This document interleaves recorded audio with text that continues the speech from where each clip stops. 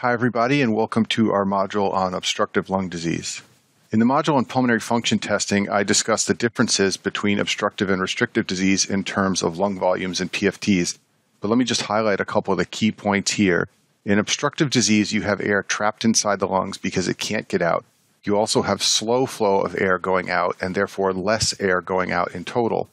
This means that you're going to have a reduced forced expiratory volume in the first second, and this is because of that slow flow out due to obstruction. You also have a reduced forced vital capacity because there's less air that you're pushing out with each breath.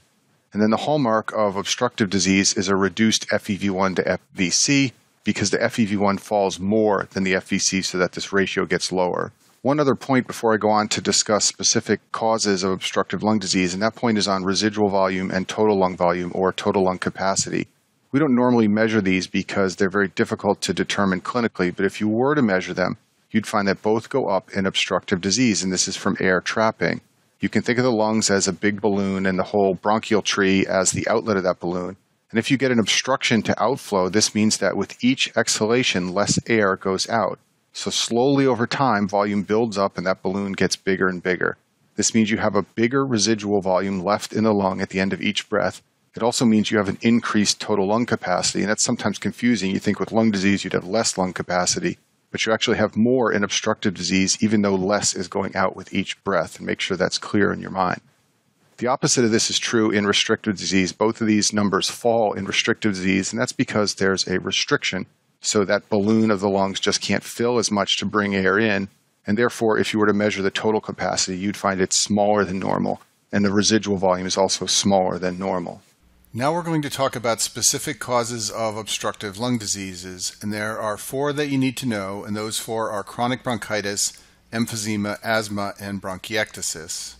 And we'll talk about all 4 of these disorders in detail in this video, but one thing I want to emphasize is that the key way these disorders are differentiated from one another is by the response to bronchodilators.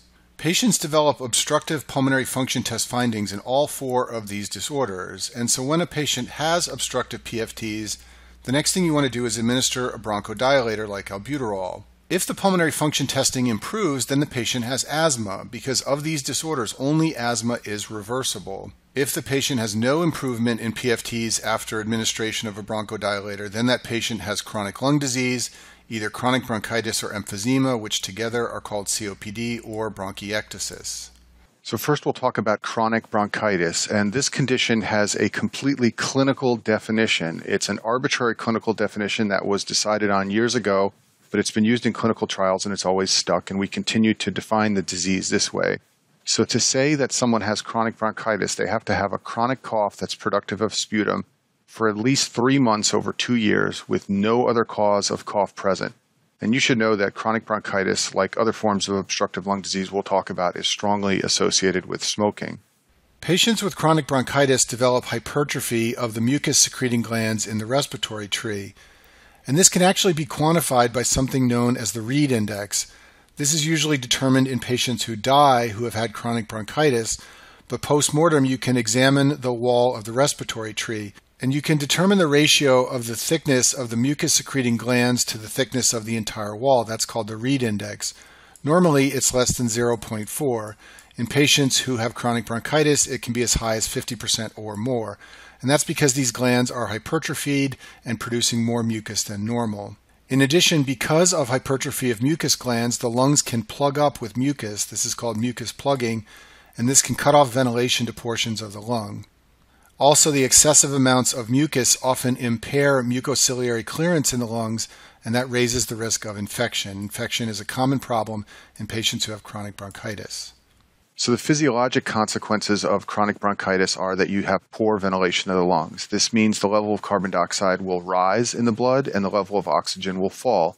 Because you have a low level of oxygen, you can get hypoxic vasoconstriction in the lungs, and this can lead to pulmonary hypertension, and if it's untreated, it can eventually lead to right heart failure from cor pulmonale. Signs and symptoms you can see in someone with chronic bronchitis are cough from all that phlegm, wheezing from the airway obstruction, crackles from the extra mucus, dyspnea from the poor ventilation, and then finally, you can see cyanosis from shunting. Let me discuss shunting in a little more detail. I discussed this at length in some of the physiology modules. To understand shunting, let's consider a situation where we have two alveoli, one on the left side of the screen right here, and one on the right side of the screen right here. And both alveoli have an associated capillary that's carrying blood past the alveolus to pick up oxygen. Now let's assume that this alveolus on the left becomes plugged with mucus from chronic bronchitis, and therefore it does not fill with air and oxygen. What's going to happen in this situation is blood will flow past the alveolus that's healthy and become 99% saturated with oxygen. Blood that flows past the alveolus on the left does not become 99% saturated. It becomes hypoxemic. Its concentration of oxygen may get so low that it may even be about 60% saturated, which is what venous blood can be. The result is when the two streams mix, you get hypoxemia, and that is the mechanism of shunting causing hypoxemia, and that's what happens in chronic bronchitis. Now, you should note here that if you were to give this patient 100% oxygen, it would not help. The blood on the right side of the screen here is already maximally saturated with oxygen. It can't pick up anymore. And the blood on the left side of the screen here is not flowing past a working alveolus to pick up any O2. Now, in reality, we give oxygen to patients with chronic bronchitis all the time, and it does help. However, you should know that the more shunt physiology that they have, the less the oxygen helps. Shunting is really a theoretical mechanism of what's going on at the alveolus level. It can be going on to various degrees in any particular patient who has chronic bronchitis. The next cause of obstructive lung disease we'll discuss is emphysema. So in emphysema, you get tissue destruction inside the alveoli. So why does this happen? Well, a very important concept for you to understand is that at all times inside your lungs, there is a balance between two groups of enzymes. One group is called the proteases, and the other is called the antiproteases. And when these are in healthy balance, you get healthy lungs without tissue destruction. However, if you get too many proteases or too few antiproteases, you will begin to have destruction of the alveoli, and that's what happens in emphysema. So the most common type of emphysema is the type we see in smokers. The smoke creates proteases, and these overwhelm the antiproteases, and as a result, the lungs get damaged.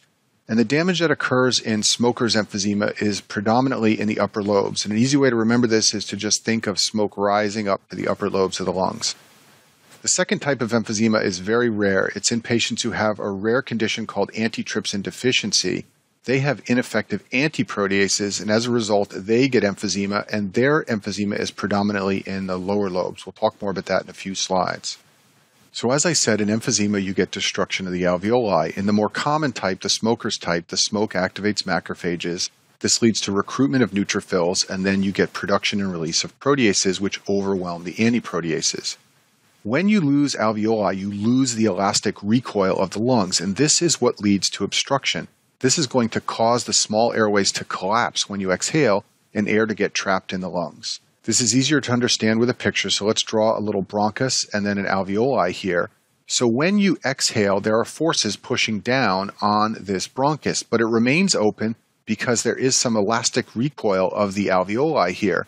When the alveoli get destroyed in emphysema, you lose that elastic recoil. As a result, when you exhale, the bronchus is going to collapse and you're going to get air left behind and trapped inside here.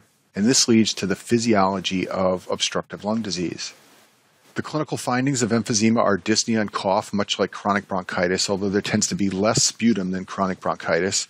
There's hyperventilation. Because those alveoli are destroyed, there's less area for gas exchange, so the patient will hyperventilate to try and get the remaining functional alveoli to do more work and keep the oxygen level up. Because of the hyperventilation, patients can lose weight, they're burning more energy and more calories, and then over time the hypoxia can lead to cor pulmonale and heart failure. And another classic finding of emphysema is the barrel chest. This is an X-ray of someone with a barrel chest over here on the right. And that's from all the air trapping due to the emphysema and the obstructive physiology. Let me review an important term for understanding emphysema, and that's called the acinus. This is a word that means berry, and the acinus in the lungs is the bronchiole plus an alveoli. So this is an example of one right here. Smokers who get emphysema get centri acinar damage. So they tend to have damage to sort of the branch portion here, and less damage to the alveoli. Patients who have antitrypsin deficiency get what's called pan-acinar damage, so they tend to have damage to this entire structure here. And it's very high yield to know that smokers get centri-acinar, it's sometimes called centri-lobular damage, and antitrypsin patients get pan-acinar or pan-lobular damage. In the top left here is a tissue specimen of a patient with emphysema, and the key findings are that there are big white spaces and that there's lots of white space here. In addition, the septa between the air spaces is very thin compared to normal, and thin septa and large air spaces are the findings in emphysema. Down here on the left is an example of a smoker's lung. They have these black spots, which are sometimes called dirty holes, and those are evidence of central lobular damage from smoking. And then over here on the right is another example of hyperinflated lungs in a patient who has emphysema. To help you better understand the concept of the barrel chest, let's review this graph of chest volumes and pressures, and I go over this at length in some of the other physiology modules. But for our purposes here, recall that the FRC is the functional residual capacity. That's the volume that the lungs settle on after a quiet breath. And it's the point where this green line crosses the zero pressure mark. And at the FRC, the pressures and forces in the lungs are balanced so that the tendency of the chest wall to expand outwards is balanced by the tendency of the lungs to collapse inwards. In patients with emphysema, the blue line for the lungs changes to look like this. This means that the FRC is going to move up. The point where those forces are going to be balanced is now higher up. Thus, you have a higher volume at the end of a quiet breath, and that's why you get the barrel chest. That's the visual representation on this chart of the air trapping that occurs in emphysema. There's a classic description of the different appearances of patients with chronic bronchitis versus emphysema that you should know, and this is called the blue bloater and the pink puffer. So patients with chronic bronchitis are called the blue bloaters. They have cyanosis from that shunting mechanism I described, and this makes them blue, and then they have air trapped, and this makes them bloated. Patients with emphysema, on the other hand, are the pink puffers. They've lost alveoli, so they've lost surface area for oxygen absorption, so they're hyperventilating to compensate. This is why they're puffers. And initially, this maintains their O2 level and makes them pink. Now, in reality, this classification isn't of that much value because most patients have some elements of both, but you should be aware of this classic description. COPD stands for chronic obstructive pulmonary disease, and this is the term we use in the modern era to describe patients who have chronic bronchitis or emphysema. Both chronic bronchitis and emphysema are associated with smoking, and rarely do patients have symptoms and signs only of chronic bronchitis or only of emphysema. Almost always, patients who have one of these disorders also has elements of the other, and therefore we refer to the two conditions as chronic obstructive pulmonary disease. Now, in general, asthma is a separate disorder of COPD. There's only one exception. Patients who have very severe asthma that does not reverse between exacerbations are considered to have a version of COPD. Most patients with asthma do not have COPD, but if asthma is left untreated, eventually it becomes a chronic disorder, and then it is called COPD. And the reason we lump these disorders together, like chronic bronchitis and emphysema and severe refractory asthma, is because many of the symptoms are similar, like cough, dyspnea, and wheezing, and many of the treatments are similar. And therefore, we talk about all these disorders in the modern era as being under the heading of COPD. Next, let's discuss alpha-1 antitrypsin deficiency. So recall that most emphysema comes from smoking, but there is a very rare form caused by deficiency of antitrypsins. This is an inherited disease, and people who have this condition have decreased or dysfunctional antitrypsins. And remember that the antitrypsins balance the naturally occurring proteases in the lungs. The most important of these is elastase, which is found in neutrophils and alveolar macrophages, and it's always present to a small degree in the lungs. As long as you have antitrypsin around, it won't cause any damage, but if you lose your antitrypsin, then it can cause lung damage. People with this condition get problems in both the lung and the liver. So in the lungs, they get pan-acinar emphysema. Remember, that's different from smoker's emphysema, which is centri-acinar. They have an imbalance between neutrophil elastase, which destroys elastin, and the antitrypsin, which protects the elastin. And as a result, they get lower lung damage. And remember, this is also different from smokers who get upper lung damage. A second problem people with antitrypsin deficiency have is liver cirrhosis. So abnormal alpha-1 can build up in the liver. This is only going to occur in certain subtypes of this disease where people get polymerization of the antitrypsin in the hepatocytes, and it leads to hepatocyte death. So there are some patients who have severe antitrypsin deficiency with lung problems but no hepatocyte accumulation. But you definitely should know, and it's high yield for step 1 to know that the liver can be involved from polymerization of the antitrypsin in the hepatocytes. So the classic case of antitrypsin deficiency you should know for your boards is a patient with typical COPD symptoms like cough and sputum and wheezing, but usually they're relatively young. So most patients who get COPD from smoking are in their 60s or 70s. This will be someone who's in their 40s or maybe even younger. On imaging, there'll be emphysematous changes that are most prominent at the base, and on pulmonary function testing, they'll have obstructive physiology. And the question often asks about pan-acinar involvement, so make sure you remember that. And then one thing to know about antitrypsin deficiency is these patients should never smoke. So they have no antitrypsin activity. So the last thing they want to do is smoke and stimulate the neutrophil elastase production. This can be disastrous. Next cause of obstructive lung disease is asthma. This is reversible bronchoconstriction, and reversible is the key word as opposed to COPD. This tends to go back to normal after the acute episode is over. It's usually due to some type of allergic stimulus. It's an example of a type 1 hypersensitivity reaction. And the airways in patients with asthma are hyperresponsive, so they tend to overreact to stimulus and bronchoconstrict.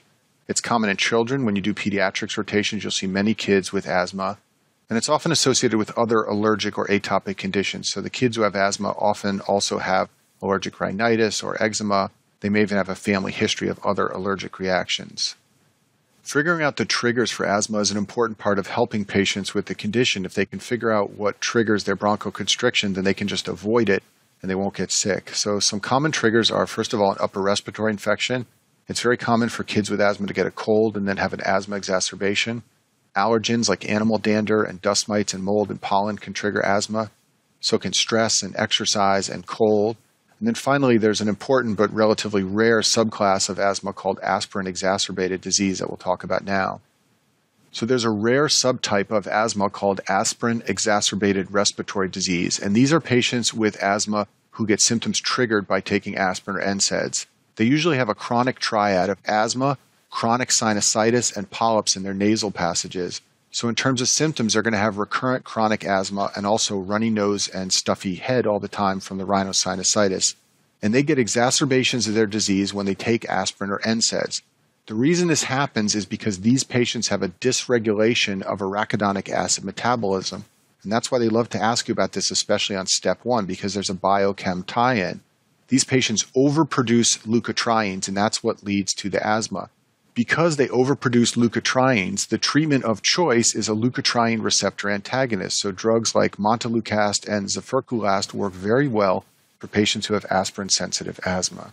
Symptoms of asthma tend to be episodic, so they tend to be relatively well for a while and then develop lung symptoms, and then with treatment they can go back to normal. The symptoms they get are shortness of breath and wheezing and cough, and it can get severe enough that they can get hypoxic during episodes.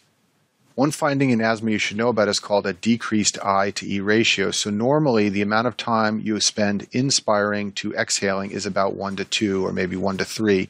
In patients who have asthma, the expiratory phase gets prolonged because it takes longer to get that air past the obstruction. So this ratio can fall and become 1 to 4, for example, or even 1 to 5. So that's a decrease in the I to E ratio. Another finding in asthma patients is a reduced peak flow. So this is a peak flow meter right here. It's a very simple device to use. A patient just blows in it, and it measures the highest velocity of airflow that they can create. And the peak flow will obviously fall in asthma because there is an obstruction. Patients with asthma can also get mucus plugging, so this can cause airway obstruction and shunting.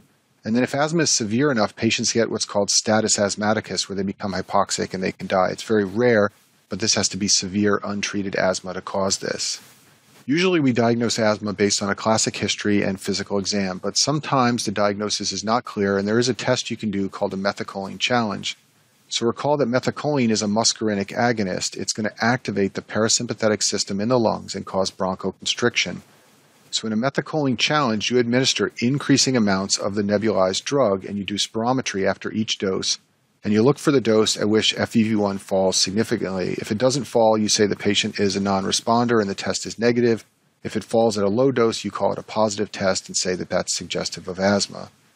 There are 2 classic asthma pathology findings that you should be aware of. These are sometimes seen in the sputum of patients with asthma, or sometimes they're discovered at autopsy from patients who die of status asthmaticus. The first finding is called a Kirschmann spiral. So patients with asthma often develop mucus plugs, and inside those mucus plugs you can find Kirschmann spirals like this example I've shown on the screen here. These are epithelial cells that have shed and formed these whorls inside the mucus plug. You also often find eosinophils, and you sometimes find these crystal structures called Charcot-Leyden crystals, which are made up of eosinophil membrane proteins in patients who have asthma. Pulsus paradoxus is a drop in the systolic blood pressure that occurs with inspiration, and I talk about this in detail in the cardiology modules. It's usually caused by a pericardial effusion and tamponade, but you should know that there are a few very rare non-cardiac causes of pulsus paradoxus, and 2 of them are asthma and COPD. The mechanism of this is not well understood, but just remember that those are the non-cardiac causes of pulsus paradoxus. The final cause of obstructive lung disease is bronchiectasis, and this is the most difficult one to keep straight because it has lots of different etiologies. Bronchiectasis is when the airways become permanently dilated, and this is usually the result of chronic recurrent airway inflammation.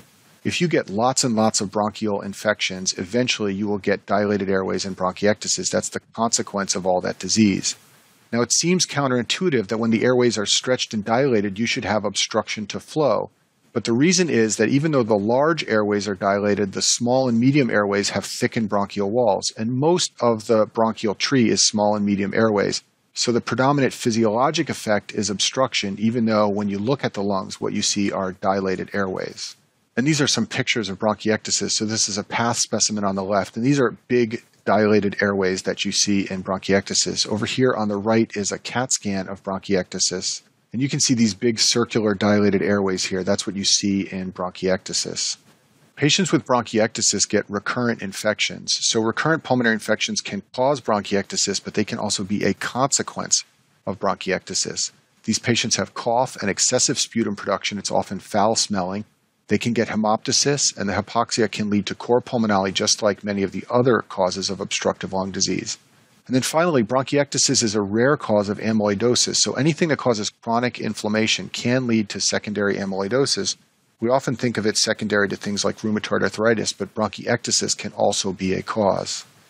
So why do people get these dilated airways in bronchiectasis? Well, one reason is from obstruction from a tumor. So when you have a tumor, you can't clear mucus appropriately, and it backs up behind the tumor, and this sets you up for recurrent infections, and bronchiectasis can develop. Another etiology is smoking. Now, it's not clear if smoking causes bronchiectasis or it just causes recurrent infections and other obstructive lung diseases, and those lead to bronchiectasis. But either way, smoking is associated with bronchiectasis. Kids who have cystic fibrosis get recurrent lung infections, and they can develop bronchiectasis. And then finally, two rare causes that you especially need to know for step one are Cartaginer syndrome and allergic bronchopulmonary aspergillosis, and we'll talk about both of these now. So Cartaginer syndrome is part of a group of conditions called primary ciliary dyskinesia. It's also called the immotal cilia syndrome. And people who have this problem have cilia that are unable to beat or beat normally, or they may even be absent altogether. It's inherited, usually in an autosomal recessive fashion, and all the gene mutations in these syndromes involve a protein called dynein. Either the structure or formation of dynein is abnormal. And dynein is a very important motor protein that creates movement. Cilia are composed of a series of circular structures called spokes, and then they're connected by all these dynein arms together, and this is what creates the cilia that beat.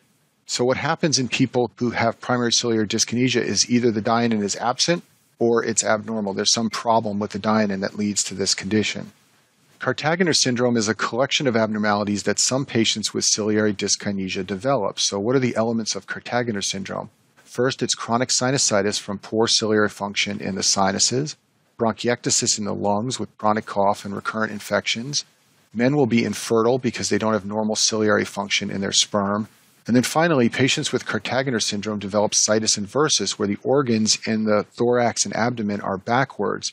The mechanism of this is not clear, but it's believed that cilia play some role in proper organ positioning in development. So if you look down here at this CAT scan on the left, the liver here is on the left side of the body. It should be over here on the right, but it's not. In this thorax CT scan on the right, you can see that the heart is on the wrong side of the body as well. So this is what situs inversus looks like. It doesn't carry any abnormal consequences in and of itself, and once in a while, situs inversus is discovered incidentally in someone when they have imaging done. So the classic case of Cartaginer syndrome to know about for your boards is usually going to be a child with recurrent sinus or ear infections and a chronic cough. There may be bronchiectasis on a chest CT and obstruction by PFTs, and on imaging there will be situs inversus. And the question often asks about the dynein protein, so just remember that that is what's involved. The final cause of bronchiectasis that we'll discuss is called allergic bronchopulmonary aspergillosis. Most people just call it ABPA. This is a hypersensitivity or allergic reaction to the fungus Aspergillus. In patients who have this problem, the lungs become colonized with Aspergillus fumigatus. This is a low virulence fungus, and it only infects immunocompromised or debilitated lungs. So people who have normal lungs usually get rid of this bug and it doesn't cause a problem. But if you have sick lungs, you can get this condition. So it's going to primarily occur in patients who have either asthma or cystic fibrosis. What's going on at the immunological level is these patients have increased CD4 counts and they have high levels of interleukins. In their blood, you'll see eosinophilia, and this is a key tip-off that ABPA may be the diagnosis. You'll also see high levels of IgE, and testing for IgE is sometimes done to help diagnose this condition. So the classic case of ABPA is going to be a patient with asthma or cystic fibrosis who has recurrent episodes of cough, fever, and malaise. Now, you might think these are just exacerbations of the asthma or CF, but there are going to be a couple of clues that it may be from Aspergillus. First of all, they'll tell you there's blood eosinophilia. That's very uncommon in those other conditions. They'll also tell you that there's a high IgE level. And then other things you can see are brownish mucus plugs and hemoptysis, bronchiectasis on imaging, or PFTs that show obstruction. You can do skin testing for the fungus to help diagnose ABPA, and you can treat it with steroids to knock down the inflammation of the allergic reaction. So let me finish with a summary slide to help you keep the obstructive diseases straight. There are 4 causes of obstructive lung disease you should know: chronic bronchitis, emphysema, asthma, and bronchiectasis. Most emphysema is from smoking, but there is that rare subtype caused by deficiency of alpha-1 antitrypsin. And then there are a number of causes of bronchiectasis, including obstruction from tumor, smoking, cystic fibrosis, Cartageners, and bronchopulmonary aspergillosis. And that concludes our module on obstructive lung disease.